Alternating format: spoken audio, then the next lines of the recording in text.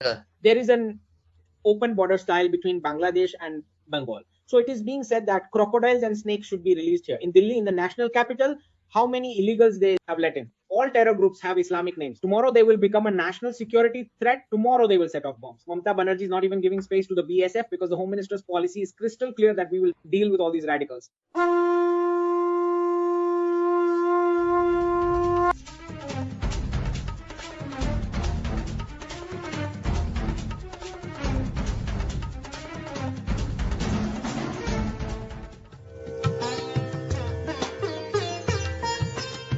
A very interesting piece of news has come from Bengal, and it is being said that it is important to cover this story. Amit Shah ji is saying that there is a 175-kilometer open border style between Bangladesh and Bengal. So it is being said that crocodiles and snakes should be released there. The poisonous snakes and the attacking type of crocodiles should be released on this border so that it can act as a deterrent to stop the illegal infiltrators who are crossing over. Right? It is not like Amit Shah ji wants to take everyone who comes from Bangladesh to the hospital. He's saying that they should have some deterrence so that they stay on that side and do not cross over to this side. Because you already know how many states have been infiltrated by illegal Rohingya. You must be aware that ever since the Kejriwal government came to power in Delhi, in the national capital, they have allowed so many illegals to enter by announcing freebies and those liquor shops that they opened every few kilometers. The condition they have put Delhi in. Sheila Dikshit's government was better than this. What Arvind Kejriwal did, it was much better than that. So these radicals are roaming in all the states, illegal Bangladeshi, Rohingya, and because the Home Minister's policy is very clear that we will pack up all these radicals and send them back. So for this packing process, some steps of the NRC will have to be started. So you have seen how talks about the de-radicalization process have started in Mumbai, where they are clearly saying that these taxi drivers of Ola or Uber who are illegal Bangladeshi Rohingya have infiltrated and entered here. Tomorrow they will become a national security threat. Tomorrow they will set off bombs. If they carry out a terror blast, whose name will come up? The converted Muslims here who are converted Hindus, their name will come up, right? When an illegal Rohingya carries out a terror blast anywhere in India, who will be blamed? The blame will go to the converted Hindus, the Muslims who are roaming here, right? They will face the problem because you have already been labeled, because you allow Islamic names in every terror group. I do not know how this community allows it, but they allow Islamic names for all terror groups. They have Islamic names.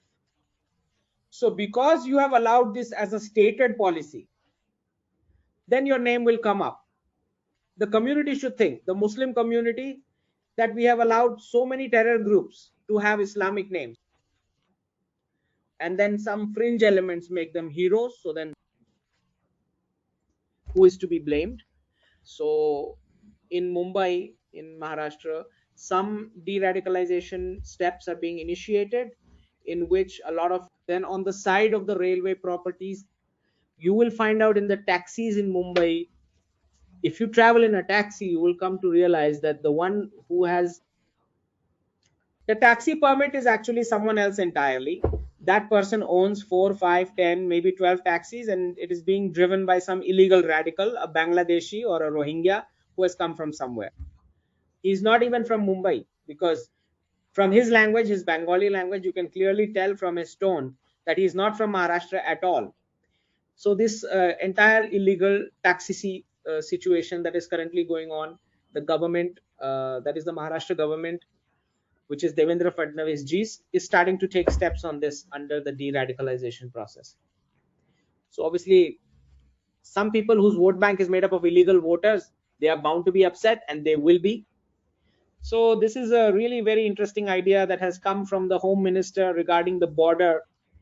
The idea is that snakes and crocodiles should be placed there at the border because it is a natural area and there is no other way to guard it properly. And Mamata Banerjee, as a chief minister, is not even giving the required space to the BSF, the land for which the BSF has put in a requisition saying, give us space here on the border so we can stop these illegals who are coming in.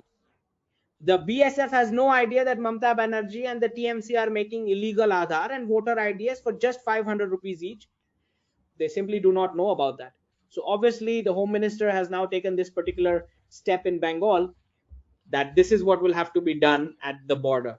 It is in a natural place where official security layers, such as a boundary wall, cannot possibly be installed, because the situation is that there is a mountain, a river, or whatever.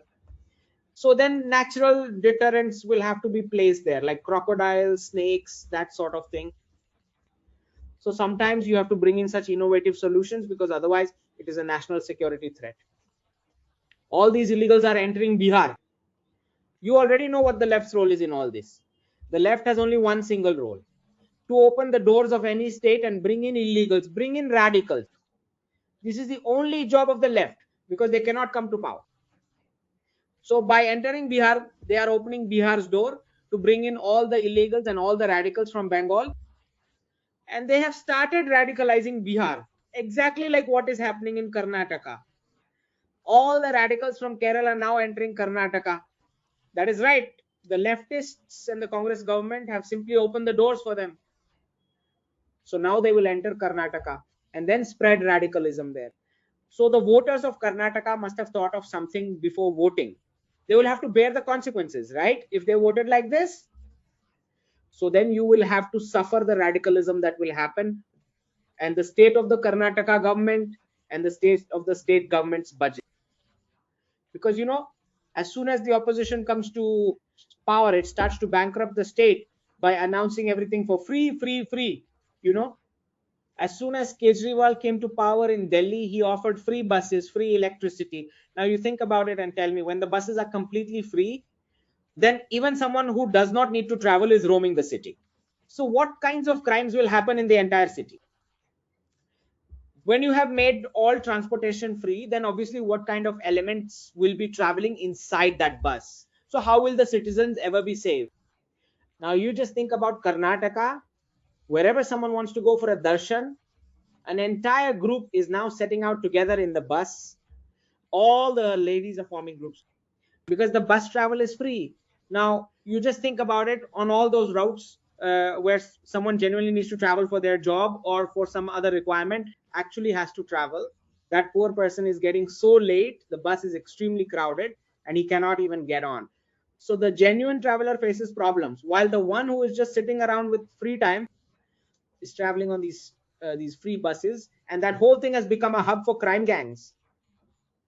It has become a den, meaning it is now an address for criminals. Wherever anything is free, it becomes a den for criminals for that very thing, right? So the people of Karnataka are suffering now ever since they came state GST, because they have bankrupted the state by announcing freebie after freebie. So now what will happen? They will have to collect taxes forcefully. So by putting pressure on the state GST officers, they are sending out unnecessary GST notices to small businessmen who have nothing to do with corruption or with any large amounts of money. They are all being sent GST notices from the state. So this is what is bound to happen. Looking at Karnataka, you should understand what will happen when the opposition comes to power. You are seeing Punjab. You saw in Delhi, as soon as the opposition comes into power, they announce freebies and they had completely destroyed the security of Delhi, the whole of it. It is the same situation in Punjab now. I mean, you liberate one state and by then another one gets ruined because of voting mistakes. It is because of people's voting mistakes. Look, you are finding a solution for Bengal. You have halfway done Kashmir. Now you have to start with Bengal. After that, Kerala. And then other states will get ready too. If birth rates are not maintained, everyone's turn will come. Turn by turn for all of the states. So this is the current situation with the radicalization process. So the government will of course take its steps, but what about citizen awareness? How much cooperation can be expected? How much can they do? That is the question. How aware can they be? From morning to evening, you yourself pay them, and then you say the government is not taking steps. So that is what we also have to introspect about. So the taxi permits are with someone else, and it is possible they are with Hindus, and they own 10 to 12 taxis, and all the illegal radicals have been given these taxis to drive all day long in Mumbai. So now these infiltrators of Mira Bhayandar are being cracked down on rickshaw and taxi permits from the last 10 years are being checked. Brother, just do not issue the permit to someone who will not drive it himself and will not earn revenue himself, who has made a business out of it. So either its regulations should be changed, at least the customer should be given the option of whether to get into that taxi or not, to verify by checking the name. Sometimes they keep a Hindu name and then it turns out that the driver is a love jihad type. So at least the customer should have the option to reject, that I do not want a delivery from this person. This option should be available. All right. That is all for today. Everyone like the video, and if you want to contribute, the QR code is up here. That is all for today. Jai Hind. Jai Jinendra.